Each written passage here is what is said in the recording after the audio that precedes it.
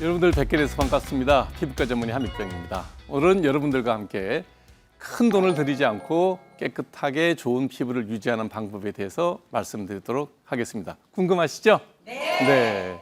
그래서 먼저 여러분들이 피부, 그다음에 피부과 치료, 시술 이런 얘기 들으시면 돈이 많이 들겠구나 이 생각부터 많이 드시잖아요. 근데 돈을 많이 들인다고 해서 우리 피부가 더 깨끗해지는 건 아니다. 중요한 건 건강한 상식을 가지고 적절한 관리와 치료를 해주면 최소 비용으로 또래 친구들보다는 훨씬 더 젊고 깨끗한 피부를 가질 수 있다라는 주제로 여러분들에게 말씀을 드리겠습니다. 자, 이런 얘기가 나오면 여러분들이 제일 먼저 알아야 될 게 뭐냐? 피부에 대한 기본적인 구조에 대한 이해가 있어야 돼요. 그래야지 이런저런 정보들에 대해서 현혹되지 않고 여러분들이 올바른 판단을 할 수가 있다라는 말씀을 드리겠습니다. 보시면 맨 위에 보이는 것이 표피입니다. 가장 얇게 보이는 게 표피고요. 그다음 분홍색으로 복잡하게 여러 가지 표시가 되어 있는 것들이 그 부분이 진피예요. 진피. 그 아래쪽이 피하 지방입니다. 여러분들이 계시니까 이 두께를 먼저 한번 이 얘기를 해볼게요. 여러분 손을 한번 잡아보실래요? 요 잡히는 게 표피, 진피, 피하 지방이 여러분 요 두 손가락 안에 다 잡힌 거예요. 그다음에 눈꺼풀도 한번 잡아보실래요? 눈꺼풀 잡아보면 어때요? 얇게 잡히죠? 그것도 표피, 진피, 피하 지방이에요. 그다음에 옆구리도 한번 찝어보실래요? 아주 두툼하게 잡힐 겁니다. 그것도 역시 표피, 진피, 피하 지방. 기본 구조는 동일합니다. 이 동일한 그 기본 구조가 피부의 위치에 따라서 각자 피부의 기능이 조금씩 달라요. 자, 눈꺼풀이 왜 존재하죠? 눈꺼풀. 눈을 보호하기 위해서 빨리 움직여야 됩니다. 이게 만약에 눈꺼풀의 두께가 우리 옆구리 피부 두께만큼 두껍다 그러면 눈을 한번 감았다 뜨는데 시간이 얼마쯤 걸릴까요? 벌레가 들어오네, 눈을 좀 감아야 되겠네 이러는 사이에 벌레 다 들어가죠. 그래서 본능적으로 빨리 움직일 수 있어야 돼요. 빨리 움직이려면 두께가 얇아야 될까요? 두꺼울까요? 표피도 얇고 진피도 얇고 피하 지방도 거의 없어요. 그래서 우리 피부는 이렇게 표피, 진피, 피하 지방 3층으로 돼 있다. 이걸 기본적으로 이해를 하셔야 됩니다. 제가 표피 얘기를 따로 띄워놓은 거예요. 이 표피를 앞에 맨 위에 얇은 층 보셨죠? 그거를 전자현명으로 보면 이렇게 다시 4층으로 나눠요. 자, 각질은 여러분들 많이 얘기 들어보셨을 거예요. 그죠? 여러분이 각질이란 말을 딱 들으면 보호해야 될까요? 제거해야 될까요? 제거해야 돼요. 여러분들은 각질은 때는 벗겨야 돼 이렇게 생각하시죠? 각질은 보호의 대상입니다. 각질의 존재를 좀 쉽게 설명하면 여러분들이 어떤 상품을 배송을 받을 때 물건만 덜 넣으면 어떻게 해야 될까요? 물건이.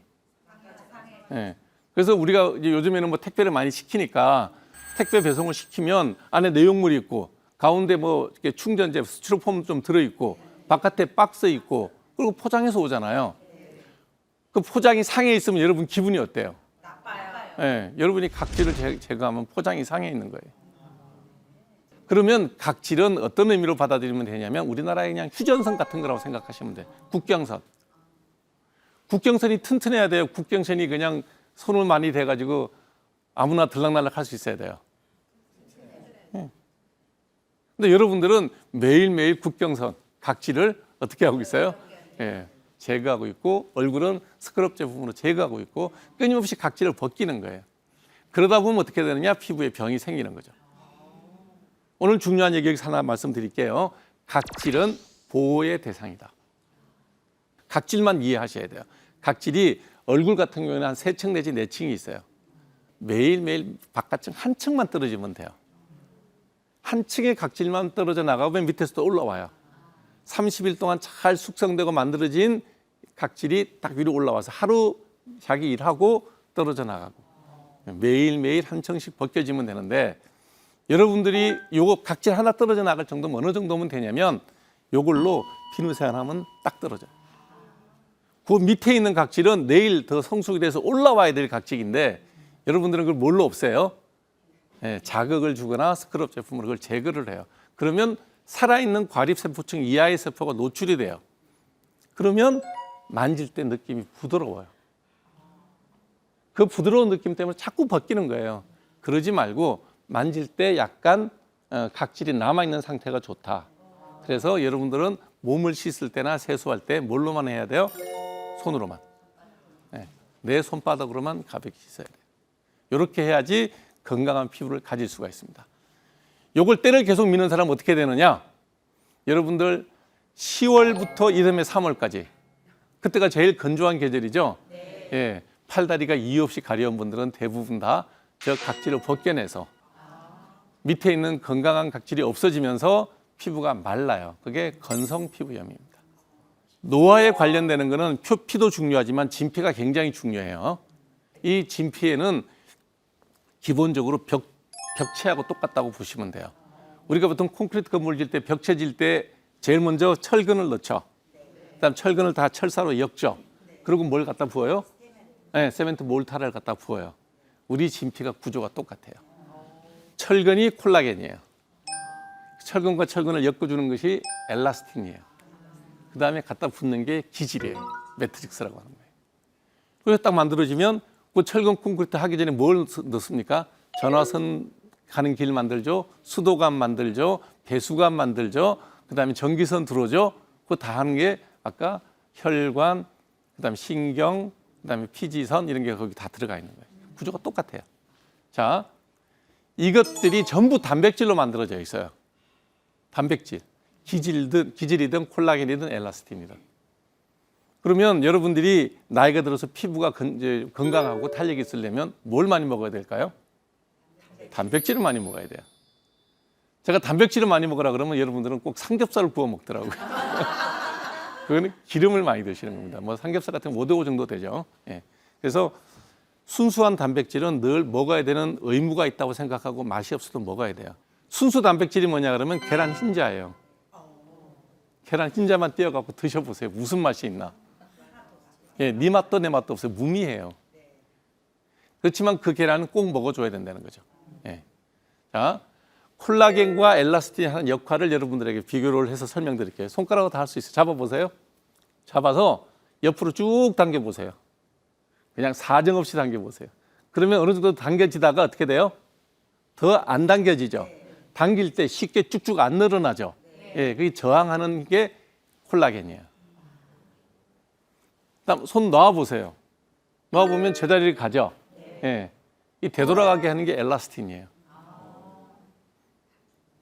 자, 나이가 들면 콜라겐 양도 줄고 콜라겐의 탄력성도 떨어지고 엘라스틴도 줄고 탄력성도 줄어들고 바탕이 되는 기질도 줄어요. 어떻게 돼요? 꺼지고 처지고 하는 게 다 그래서 그런 거예요. 그래서 여러분들이 얼굴에 뭔가를 많이 바르죠. 특히 여성분들은 뭐 많이 발라요? 콜라겐 화장품이라 그러면 어디서 이제 콜라겐 얘기는 들었단 말이야. 피부의 구성 성분이 콜라겐이라고 생각을 해요. 알고 있어요. 콜라겐 화장품을 많이 발라요. 콜라겐이 쑥쑥 들어갈까요? 안 들어가면 뭐 할까요? 피부에 발라져 있는 거예요. 예, 안 들어갑니다. 콜라겐 같은 그런 고분자 물질은 이걸 뚫고 들어가면 콜라겐이 들어갈 정도면 바이러스든 세균이든 마음대로 들어갈 수 있죠. 그럼 여러분이 콜라겐이 많이 만들어지길 원하면 어떻게 해야 될까요?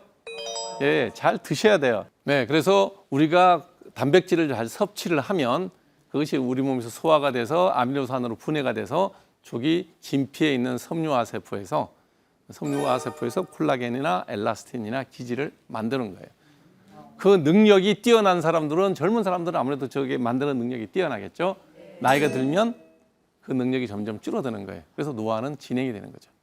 자, 우리 피부가 늙는 거는 표피도 늙고 진피도 늙고 피하 지방도 늙어요. 그게 이제 눈으로 보이는 게 다 다르죠. 예. 자, 이제 늙는 게 우리 내부 장기는 그냥 노화가 돼요. 자연 노화. 세월이 지나면서 우리 세포가 가지고 있는 유전자된 프로그래밍에 따라서 서서히 노화됩니다. 모든 생명체는 태어나서 성장하고 늙고 병들어서 죽게 되는 거죠. 예. 이 생로병사의 이치를 가장 먼저 깨친 분이 석가모니죠. 그래서 생로병사에 대한 말씀을 하시고 왕자의 자리를 버리고 출가를 해서 이제 인간의 삶에 대한 얘기를 쭉 말씀을 하시고 종교의 창시자가 되죠. 그게 자연 노화입니다. 이거를 막을 수 있는 방법은 없어요. 다만 속도, 늙어가는 속도를 어떻게 하든지 좀 지연시킬 수 있는 것이 우리가 이제 할 수 있는, 인간이 할 수 있는 노력이죠. 그렇게 하기 위해서는 어떻게 해야 돼요? 우리가 늙어가는 자연의 노화 속도를 조금이라도 늦출 수 있기를 원하면 어떻게 해야 될까요? 초등학교 1학년 때 다 배웠습니다. 네. 일찍 자고 일찍 일어나고 규칙적인 생활을 하고 하루 3끼 식사 정량을 정해놓고 잘하고 시간 내서 아무리 바빠도 일주일에 4번 이상 하루에 1시간 정도 운동을 하세요. 초등학교 때 수업 시간표가 그렇게 돼 있어요. 보시면 체육 시간 4시간 있어요. 네. 여러분 안 배우셨어요? 다 배우셨어요. 네. 그리고 늘 부모님한테 어른들한테 듣는 잔소리예요. 근데 여러분 잘하고 계십니까? 네. 그것 때문에 자연 노화의 속도가 빨라지는 거예요. 노화가 빨라지면 병이 생기겠죠. 그래 나이가 들어서 그런 생기는 병들을 다 우리가 통칭해서 성인병이라고 그러는 거예요. 네. 늙으면 나이가 들어서 어른이 되면 생기는 병이 돼버리는 거죠. 자, 그런 자연 노화가 우리 몸엔 다 일어나고 있고요. 피부에는 특별하게 한 가지 더 있어요. 노화를 빨리 하게 하는 거. 네, 자외선입니다. 네, UV, 울트라바이올렛이라고 하는 자외선으로 인해서 피부가 빨리 늙어요. 자, 자외선에 의한 노화가 표피가 많을까요? 진피가 많을까요? 피하 지방이 많을까요? 자외선 어디서 와요? 네, 그럼 제일 먼저 자외선에서 손상받는 조직이 어디죠? 표피예요, 표피.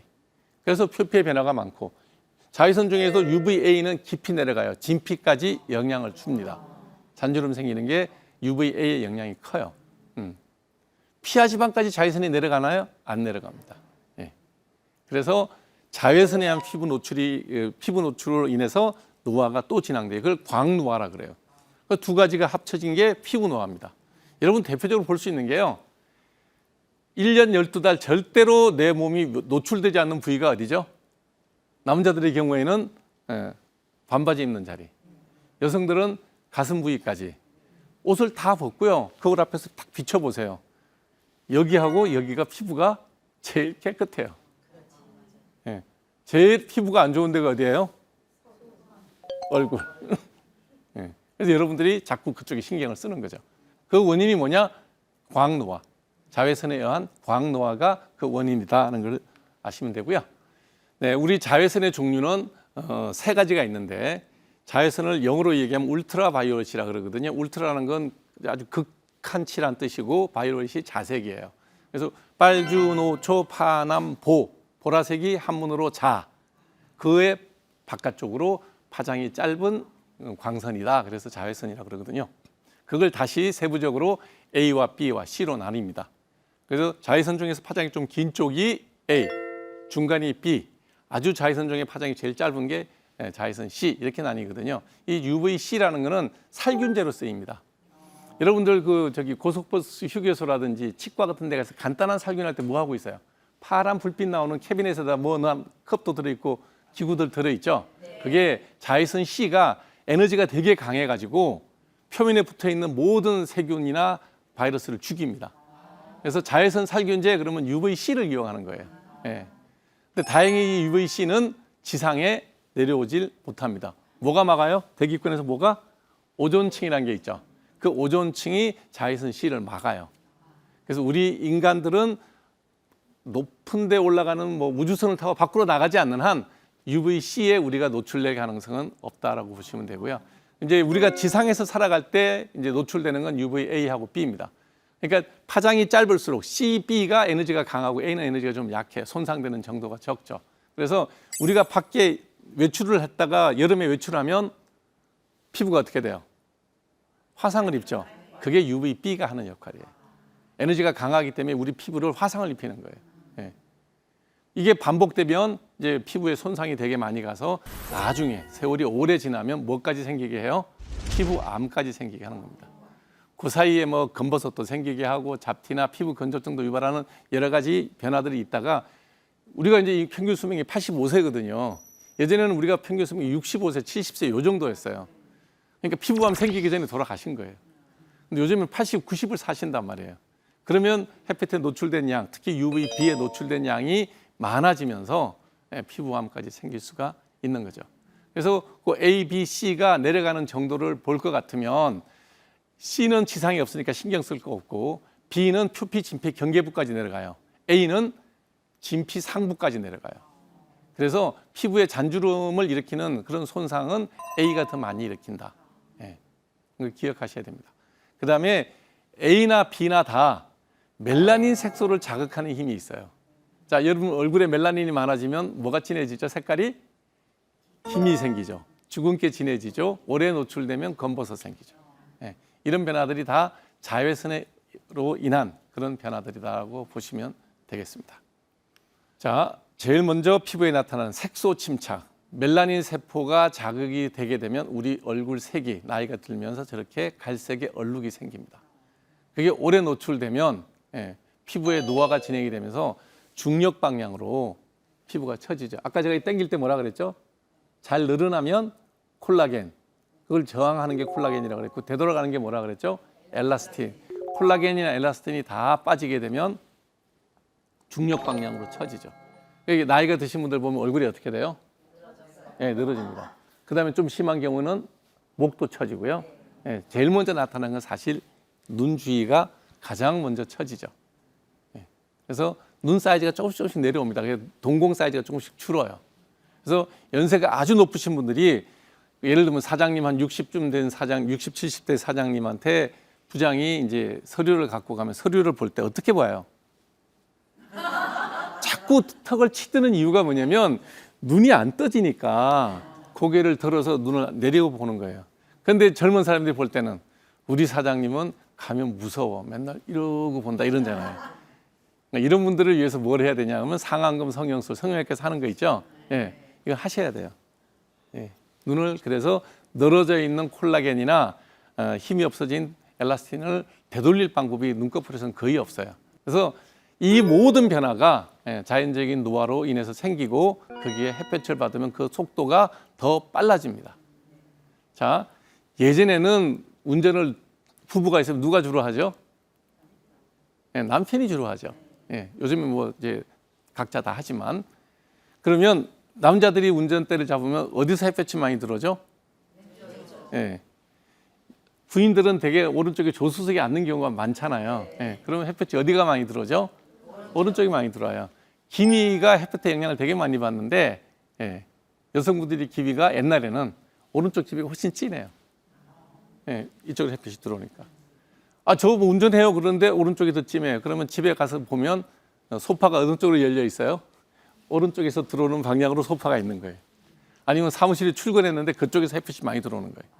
그런 식으로 자외선의 영향을 받으면 우리 피부 색소는 진해집니다.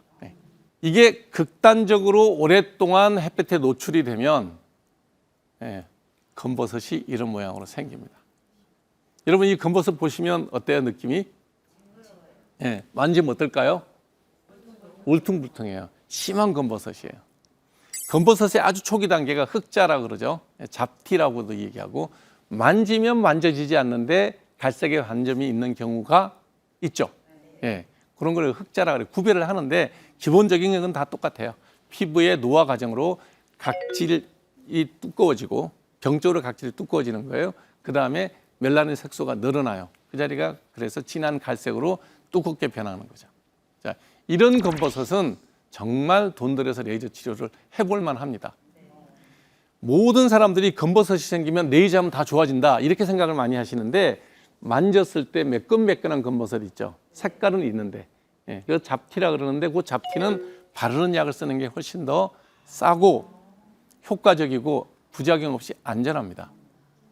왜냐하면 이런 편편한 검버섯은 편편한 잡티는 하다 보면 레이저를 하다 보면 색소 침착이라고 레이저도 일종의 빛이에요. 그러다 보니 피부에 멜라닌 색소를 자극할 수가 있어요. 그러고 나면 치료하고 난 다음에 외려 더 순간적으로 검어지는 현상들이 생길 수 있습니다. 사람마다 차이는 있지만 그래서 그렇게 되면 안 하니만 못한 일이 생기죠.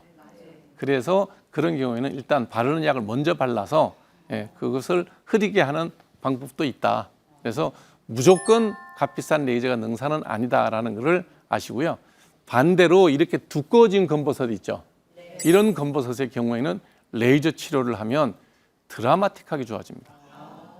예. 자, 이런 문제, 그러니까 우리가 자연 노화를 막기 위해서는 어떻게 된다 그랬죠? 일찍 자고 일찍 일어나고 규칙적인 생활하고 이제 얘기 드렸잖아요. 햇볕을 막아야 광노화를 막을 거 아니에요. 그러려면 햇볕을 뭘로 막아야 되죠? 자외선 차단제, 선크림. 요걸 잘 사용하면 여러분들의 피부 노화를 막을 수가 있습니다. 그래서 어찌됐든 우리가 밖에 나갈 때 자외선 차단제를 잘 바르면 자외선에 의해서 우리 피부가 손상되는 것을 막을 수가 있을 거 아니에요. 그죠? 그거에 대한 기준점을 여러분들에게 설명을 드리겠습니다. 이제 시민들이 많이 개목이 됐기 때문에 자외선 차단제를 생활하는데 고르는 기준은 잡아야 돼요. 그래서 SPF라는 거 얘기 많이 들어보셨을 거예요. S가 sun, P가 protection, 팩터 F. 그래서 자외선 차단 지수예요.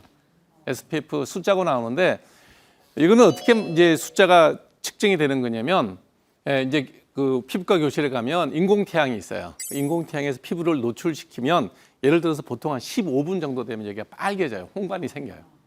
여기 딱 가려갖고 하거든요. 근데 자외선 차단제를 발라서 30짜리 자외선 차단제를 바르면 15분 곱하기 30 하면 어떻게 되죠? 450분 좀 지나야 빨개져요. 그게 자외선 차단 지수예요.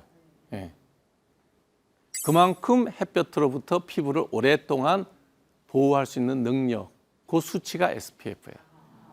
그래서 이거를 하려면 이제 제품을 만들어서 우리나라 공업진흥청이라든지 식약청이라든지 이런 관련된 부서에서 이걸 다 임상을 해서 테스트를 합니다. 그래서 SPF 30, 40, 50 이렇게 딱 붙어서 이제 제품으로 나가죠. 이 제품을 여러분들은 사서 바르면 돼요. 그러면 30배를 늘려주니까 한 번 바르면 하루 종일 가겠네. 이게 이제 여러분들의 생각이 될 수도 있죠. 실제로 그러냐? 꼭 그렇지가 않죠. 무슨 얘기냐면 우리는 살아있는 조직이니까 땀도 나와요. 피지도 나와요.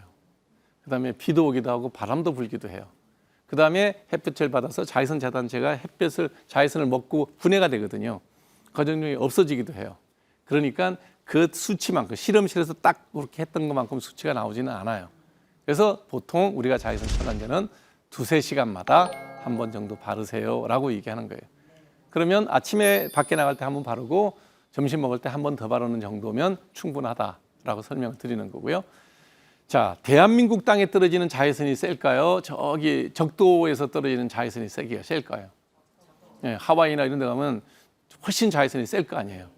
그러면 차단 지수를 높은 걸 써야 되겠죠. 그래서 보통 우리가 일상생활 할 때는 한 30 정도 가지고 쓰면 돼요. 나도 예를 들어 등산을 간다, 물놀이를 간다. 그럼 어떻게 해야 될까요? 한 50 정도 써야 되겠죠. 이게 태국을 간다, 하와이를 간다. 이렇게 점점 햇빛이 센 나라, 자외선이 센 나라 쪽을 가면 높은 수치 70, 80짜리가 있어요. 이렇게 쓰면 좋아요. 근데 여러분 자외선 차단제 발라보시면 따가워요, 안 따가워요? 자극을 안 느껴요? 피부에는 되게 자극을 안 느끼지만 자외선 차단제가 눈에 들어가면 어때요? 그래서 보통 우리가 그 화장품에 자극 실으면 토끼 눈을 가지고 해요. 토끼 눈이 크고, 그다음 토끼는 소리도 안 지르고, 그래서 이제 거기다가 이제 넣어서 자극 정도를 보는 거거든요. 그래서 요즘은 그것도 하지 말고 미생물 갖고 하라고 그래요. 왜냐하면 포유류고 머리가 있고 고통은 느끼니까 그러지 않는 미생물을 이용해서 자극 실험을 하도록 이제 바뀌긴 하는데, 그래도 그게 편하고 눈으로 육안으로 확인하기도 쉽고 그래서 이제 하거든요. 눈에 들어가면 따갑다는 느낌 들죠? 네. 그래서 자외선 차단제를 바를 때는 어디를 발라야 돼요? 눈 아래만 바르는 거예요. 눈 위는 뭘로 막아야 돼요? 모자. 그다음에 선글라스.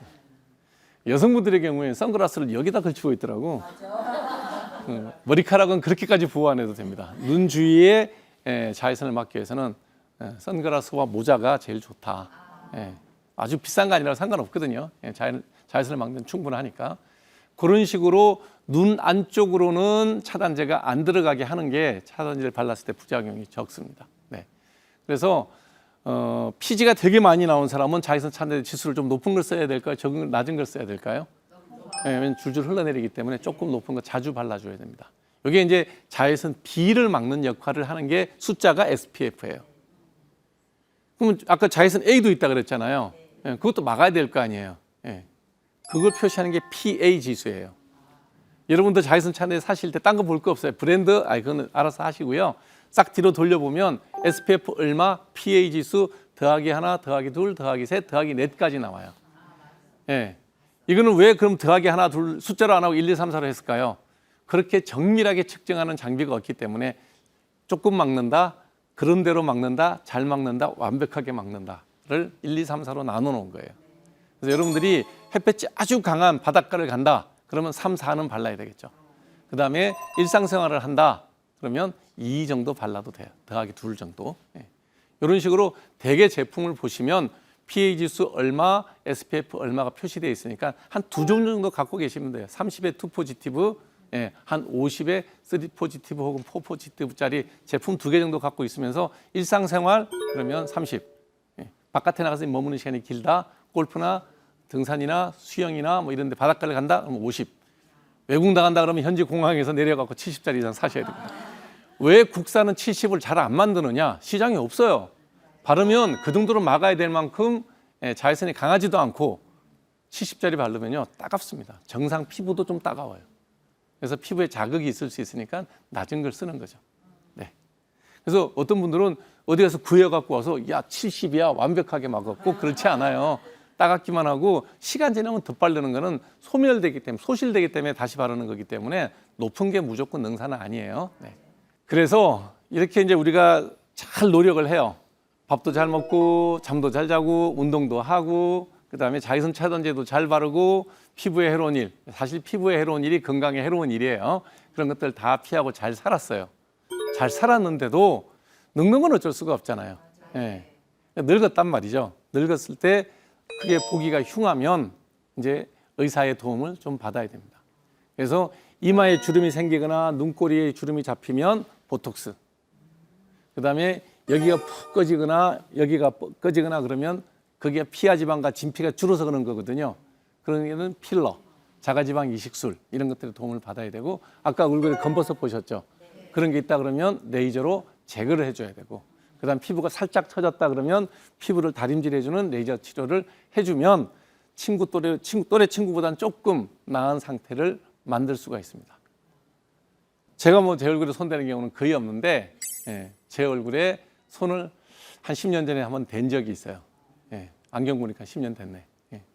자, 지금 이게 손 댄 얼굴이에요. 한쪽만 손을 댔어요. 다림질을 한 피부예요. 제가 지금 이 얘기를 하기 전에 여러분들 보시면 느낌이 어때요? 차이가 있어요, 없어요? 있어요. 그래요? 아니, 솔직하게 얘기해 보세요. 딱 보니까 다르다. 손 들어보세요. 그죠? 그냥 똑같아 보여. 손 들어보세요. 그냥 똑같아 보이는 게 다수일 거예요. 저도 이거 하고 난 다음에 해놓고 난 다음에 뭐 별 차이 없는데 그런데 사진 찍어서 요러고 들여다보니 좌우가 좀 달라요. 여러분들 표시한 거 보이죠? 눈 밑에 애교살이라 그러나요? 주름 있는 게 어떻게 돼 있어요? 펴졌죠. 근데 여기서 한 3분의 2는 했는지 아닌지 잘 모르잖아요. 3분의 1 정도 예민한 눈을 가지고 있는 분들은 좌우가 다름을 알아요. 지금도 보면 제 눈의 좌우가 좀 다릅니다. 왜? 반대쪽 안 했거든요. 저는 그걸 보면 똑같아 보여요. 둔한 사람들은 그리고 이제 일반적인 뭐 별 크게 관심을 갖지 않는 사람을 보면 했는지 안 했는지 잘 모르는데 또 얼굴만 보는 분들이 있더라고요. 늘 저걸 갖고 고민하는 분이 있으면 하셔도 좋다. 의사 입장에서 하시면 뭐 완전히 달라집니다가 아니라는 거죠. 한 사람의 얼굴의 좌우가 달라짐을 모르는 정도인데 예를 들어서 제가 이제 다 했다고 쳐요. 그러면 제가 얼마나 달라졌겠습니까? 그래도 달라졌다는 분들이 있어요. 그런 분들은 하는 거고요. 했다고 해서 좌우가 달라지는 걸 잘 모를 정도다라고 생각하시면 굳이 하고 난 다음에 이 치료가 예를 들어서 10,000원, 20,000원 받고 해주는 치료면 하라 그러죠. 뭐 그 돈이야 못 쓰겠습니까? 10만 원? 얘도 하실 거예요. 그죠? 근데 공이 하나 더 붙어야 돼요. 앞에 숫자도 좀 바뀌어야 돼. 돈이 많이 든단 말이죠. 그런 돈을 투자해서 이 정도 효과를 얻기 위해서 시술을 받을 거냐 거에 대해서 여러분들이 냉정할 필요가 있습니다. 예. 큰 기대하지 않고 하시는 게 좋습니다. 예. 그다음에 여러분들이 또 이제 그 화장품 가게를 가면 기능성 화장품에 대해서 굉장히 많은 얘기를 들으실 거예요. 그죠? 이거 바르면 하고 아까 내가 콜라겐 화장품 잠깐 얘기하다가 얘가 건너뛰었는데 그럼 콜라겐 화장품을 발랐어요. 콜라겐 들어가지도 않아. 근데 값도 비싸고 바르면 여러분 느낌이 어때요? 느낌이 좋잖아요.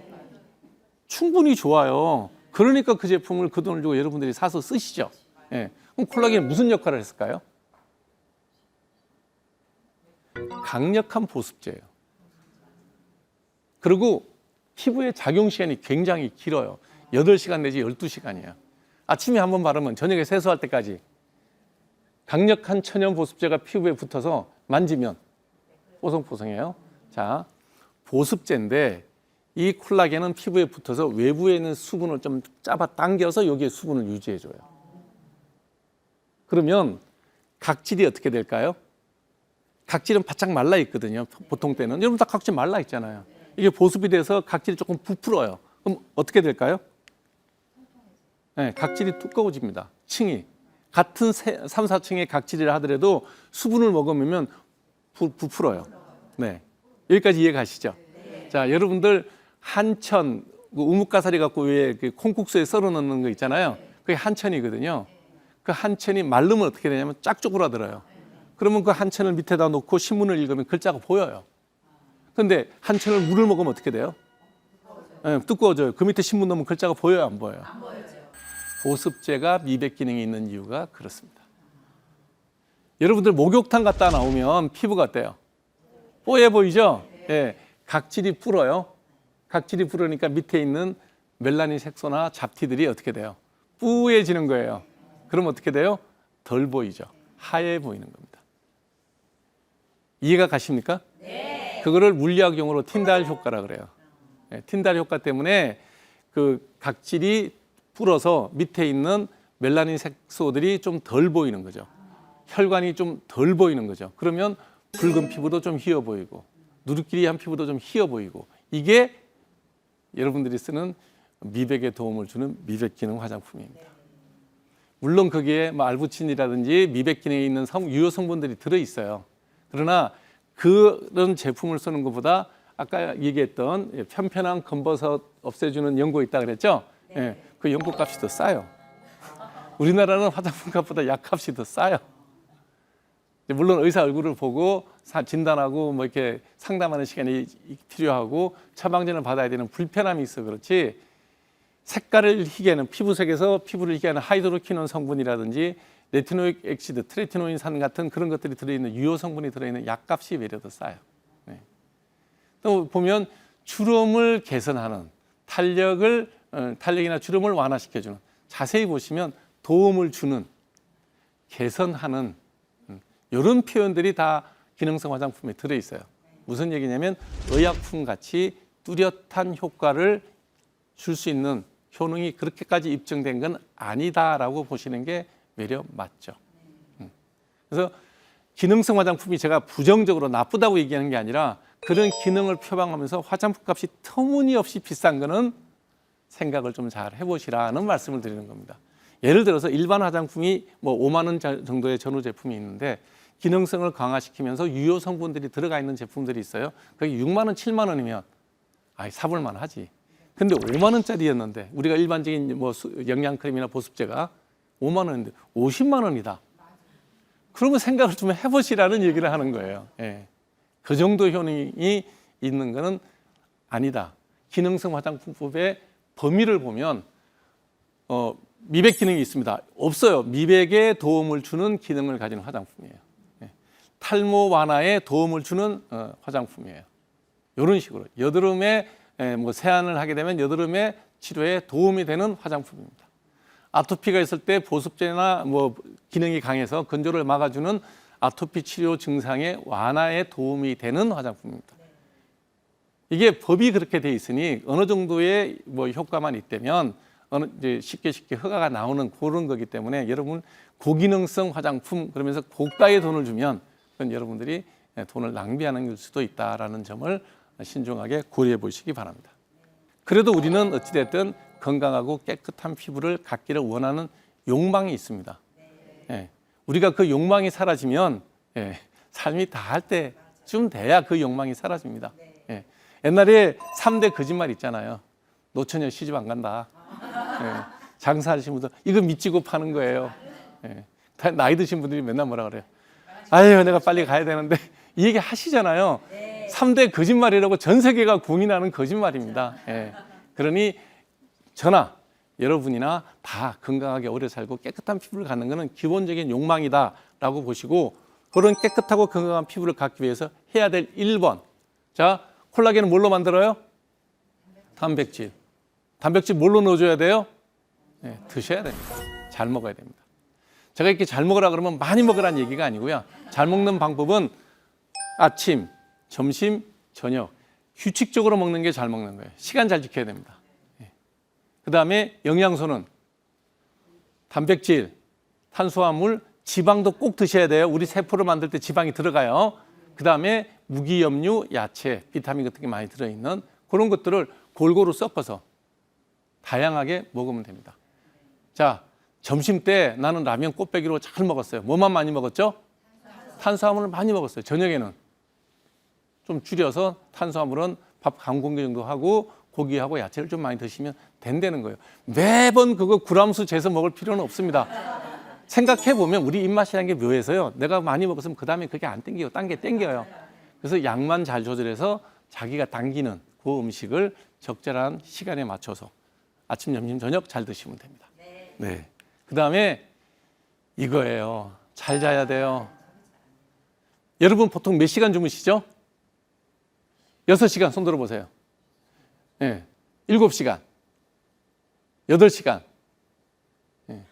지금 손 안 드신 분 포함하면 대충 어떻게 돼도 8시간은 자야 돼요.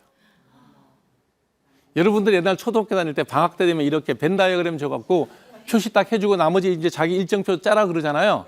예, 거기에 학교에서 딱 정해주는 시간이 있어요. 밤 10시부터 아침 6시까지 취침이라고 그건 아예 등사, 복사가 돼서 나와요. 나머지만 16시간을 내가 쓰는 거거든요. 근데 현대인들이 뭔가 성취욕구나 뭘 이루고자 하는 게 많아요. 뭐 어떻게 돼? 뭘 줄입니까? 잠을 줄여. 예, 그게 건강을 가장 많이 해치는 겁니다. 건강을 지키는 두 번째, 잘 자야 됩니다. 이게 재밌는 논문이 나오고 계세요. 미국하고 영국하고 한 40만 명, 4개인가 5개 의과대학에서 그냥 큰 조사, 매스 서베이를 한 겁니다. 7시간, 8시간, 보통 7시간 반 이상 자라 그러거든요. 7시간, 8시간 잘 자는 사람의 경우를 갖고 조사한 거예요. 잠을 제가 말씀드렸던 10시에서 자서 6시 일어나는, 10시 반, 11시에 자서 좀 6시 반, 7시 일어나는 이런 것까지 다 포함해서 우리가 정상적인 아침형 인간하고 한 1시나 2시나 3시나 아니면 날밤 뒤집어서 사는 사람들도 있어요. 그런 사람들의 두 그룹을 가지고 병원 통계를 다 조사한 거예요. 예, 40만 명인가 50만 명인가 조사군이 되게 넓어요. 그러니까 몇 명 보고 조사한 게 아니라는 거죠. 봤더니 그냥 일단 조사 기간 6년인가 7년 사이에 사망률이 10%가 높아요. 올빼미 인간형이. 예. 그다음에 당뇨 발병률이 30%가 높고요. 자, 잠을 늦게 자는 사람들 올빼미형 인간들의 정신질환 발병률이 2배가 높습니다. 그다음에 여러 가지 신경장애가 생기는 게 25%, 위장장애가 23%, 호흡기 장애 22%, 관절염이나 정형외과 질환도 10% 이상 더 많이 생긴다는 거죠. 그건 당연한 겁니다. 자, 우리 인간은 낮에 움직이는 동물이에요? 밤에 움직이는 동물이에요? 네, 그렇게 진화가 된 동물이죠. 네, 그것을 어기는 거니 건강에 어떤 형태가 됐다. 이런 통계가 나오지 않더라도 좋겠냐는 거죠. 저는 환자분들에게 이제 피부에도 많은 증상이 생겨요. 오늘 강의랑 좀 동떨어지긴 하지만 여드름, 아토피 피부염, 지루성 피부염, 기미 이런 것들이 다 잠을 제대로 못 자면 더 심해져요. 환자분들한테 약을 처방하면서 그래요. 제때 자고 제때 일어나야 됩니다. 이 얘기를 꼭 해요. 그 다음에 이제 또 우리 피부에 나쁜 게 스트레스입니다. 스트레스. 여러분 스트레스라고 그러면 어떤 생각이 드세요? 좋아요, 나빠요? 나빠요. 그럼 여러분이 스트레스가 전혀 없는 삶을 살면 행복할까요? 돈도 많고 시간도 많고 아무것도 해야 될 일 없이 내가 하고 싶은 일만 하면 되고 어떤 걱정거리도 없고 아침에 일어나면 뭐 밥 해놓은 거 먹고 밥도 하는 스트레스도 안 받아도 돼. 자동으로 돼 있고 그냥 뭐 내 하고 싶은 대로 하면 돼. 행복할까요? 재미없어요. 그런데 아침에 눈 뜰 때마다 오늘을 얼마를 벌어서 저녁 끼니 걱정을 해야 되면 행복할까요? 그것도 아니에요. 삶이라는 게 그런 것 같아요. 스트레스는 적당한 게 좋습니다. 전혀 없으면 발전도 없고 사람이 나태해지겠죠. 너무 많으면 그 스트레스가 사람을 너무 힘들게 하죠. 적절한 스트레스가 가장 좋은데 제가 얘기했잖아요. 과도한 스트레스부터는 무조건 도망을 가려는 겁니다. 스트레스를 줄이기가 힘들어요. 예를 들면 제가 이제 이런 얘기를 많이 하는데 한 50즈음에 새로운 창업을 하는 분들이 있어요. 뭐 이런 얘기를 걱정하고 창업 준비를 하는 분들이 있어요. 그럼 제가 그래요. 저는 말입니다. 창업은 언제 해야 됩니까? 엄청나게 힘든 일이잖아요. 나의 전 재산을 걸고 일을 시작하는 거니까 스트레스 되게 많아요. 그런 일은 20대, 30대 하는 겁니다. 늦어도 40대는 해야죠. 왜? 엄청난 스트레스를 내가 견뎌야 되잖아요. 네. 견디는 힘이 없이 의지만 있어요. 내 몸이 망가집니다. 그래서 내 몸이 망가지지 않을 정도의 스트레스로 어떤 성과를 낼 수 있는 노력을 하는 것은 보람을 찾을 수도 있고 뭐 즐거운 일이 될 수 있지만 내가 견디기 힘든 상황의 스트레스를 계속 받는다. 그러면 대가로 내놓을 게 뭐냐? 건강이에요. 그래서 여러분들이 건강을 잘 지키기 위해서는 스트레스로부터 도망을 가야 되는데 스트레스를 줄이는 가장 좋은 방법은 욕심을 줄이는 겁니다. 스트레스는 이렇게 정의할 수도 있어요. 내 욕심과 나의 성취. 이 비율이 잘 맞으면 아까 얘기했던 즐거운 스트레스예요. 근데 내 욕심이 이만큼 있는데 내가 할 수 있는 능력 요거밖에 없어요. 이 갭이 불만이에요. 그게 스트레스예요. 예를 들면 내 연봉이 목표가 1억인 사람이 있고 연봉이 5천만 원인 사람이 있어요. 근데 두 사람 다 7,500만 원 연봉으로 일을 하고 있어요. 연봉이 1억이었던 사람은 목표치에서 2,500만 원이 미달돼 있어요. 행복할까요? 스트레스 받을까요? 네.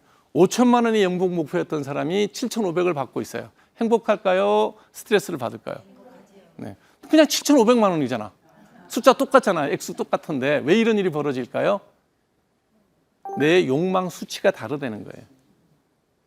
이런 뭐 어떤 내가 돈 얘기를 했지만 그런 스트레스로부터 벗어나는 방법. 그게 논문일 수도 있고 또 뭐 체육 선수나 연예인들 같은 경우는 명예일 수도 있고 인기일 수도 있고 뭐 정치인 같으면 당락일 수도 있고 여러 가지 기준점이 다 영역마다 다르잖아요. 그 다른 영역에서 내 나이에 맞게 스트레스로부터 좀 도망갈 수 있는 방법은 목표치를 나이에 맞게 수정을 하면 좀 낫지 않나. 64세가 돼 보니 알 것 같아요. 이런 얘기하고 있으면 야 피부과 의사가 와가지고 이상한 소리만 하고 가네 이럴 거 아니에요. 그래서 직접적으로 피부를 보호하기 위해서 꼭 해야 될 거 건조한 계절에는 보습제를 꼭 쓰십시오. 네. 적절한 가격에 나는 어떤 브랜드가 더 좋아. 근데 그 브랜드에 돈을 들일 때는 내가 여유로우면 예를 들어서 집이 큰 부자예요. 영양크림 하나 뭐 30만 원짜리 40만 원짜리 쓰는 게 큰 돈이 아니야. 비율적으로 쓰세요. 근데 나는 한 달에 뭐 화장품 값으로 한 3만 원에서 4만 원 쓰는 게 적절하다. 슈퍼마켓 가도 좋은 제품 되게 많아요. 용기가 막 금색으로 안 칠해져 있어서 그렇지 안에 들어있는 콘텐츠는 보습 효과 충분히 있습니다. 그걸 바르면서 저 사람은 왜 30만 원짜리 40만 원짜리 쓰는데 왜 나는 3만 원 4만 원짜리 쓰냐고 생각을 하면 스트레스예요. 예, 피부가 나빠집니다. 난 이건 충분해 그러면 되죠. 예. 그거 꼭 쓰셔야 되고요. 그다음에 밖에 나갈 때 햇볕에 노출될 때 자외선 차단제만큼은 하루에 2번 발라라. 그리고 자외선 차단제만큼 투자 대비 효과가 가성비 좋은 게 없어요. 그래서 저는 자외선 차단제를 가방에도 하나 넣고 차에도 하나 두고 문간에도 하나 두고 그냥 쭉 늘어놓습니다. 왜 화장대 앞에서 이거 바를 시간 별로 없고 잊어버리기도 하고 남자니까. 예, 생각나면 적어도 땡볕에 나간다 그러면 찍어 바르고 나간단 말이에요. 그러면 남들보다는 조금 낫다는 거예요. 그래서 자외선 차단제 요즘 뭐 한 2만 원, 3만 원대 좋은 거 굉장히 많이 나와 있어요. 그다음에 국산 제품의 자외선 차단제 수치는요 국가에서 인정한 겁니다.